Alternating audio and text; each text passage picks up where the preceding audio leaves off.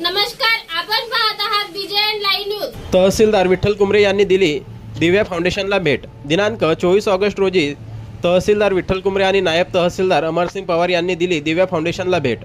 अनाथ आश्रम व मनोरुग्ण यांची अहोरात्र सेवा करणारे खामगाव रोड येथील दिव्या फाउंडेशन, बुलढाणा येथील कर्तव्यदक्ष तहसीलदार विठ्ठल कुमरे व नायब तहसीलदार अमरसिंग पवार यांनी अनाथ व मनोरुग्णांच्या व्यथा जाणून घेऊन त्यांना आधार कार्ड देऊन त्यांच्या समस्या कशा प्रकारे निकाली लावता येईल, त्यांना कोणकोणत्या शासकीय सोयीसुविधा देता येईल हे जाणून घेऊन निश्चितच त्यांना मदत करण्यात येईल अशी ग्वाही तहसीलदार कुमरे व नायब तहसीलदार अमरसिंग पवार यांनी दिली आहे।